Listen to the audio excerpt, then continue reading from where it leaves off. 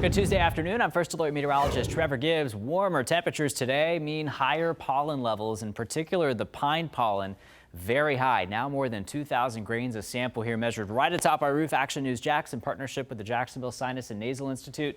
That translates to an 80 out of 100 on the Misery Index. So if you're susceptible to the allergies with the pollen, you're probably feeling that today, especially when it comes to the pine. Alder and cedar are up, but not nearly as high as the pine pollen. And that's likely going to continue through the rest of this week and into at least the first half of the weekend with warm temperatures. And by Sunday, also warm temperatures, but some relief late Sunday. That's with a cold front that's going to bring us a chance for widespread rain, which has a tendency to lower the pollen levels.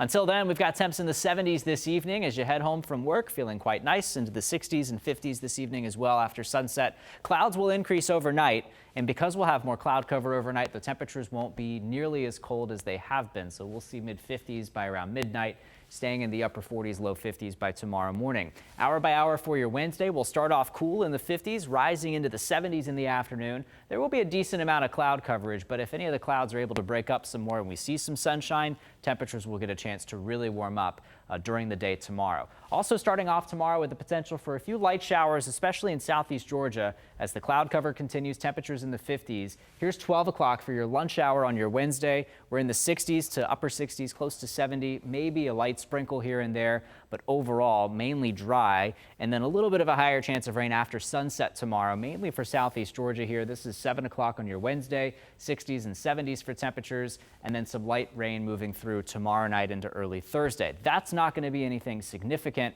but a few wet spots not out of the question later tomorrow. We'll start off dry and clear on Thursday, 40s and 50s for temperatures on Thursday, and then back into the 60s and 70s Thursday afternoon.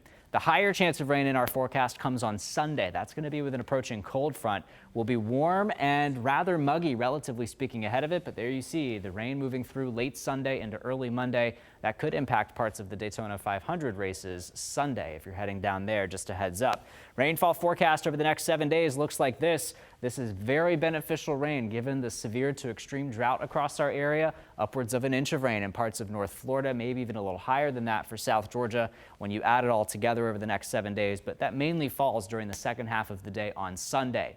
Your weekend always in view in that 7-day forecast. Valentine's Day on Saturday looks very spring-like with temperatures that'll be in the mid-70s and dry weather, mix of sun and clouds. We're also well above freezing for the next 7 days, so no threat for a frost or freeze. And then behind Sunday's rain, it's a little cooler, but still pretty comfortable and mild with high temperatures in the 70s.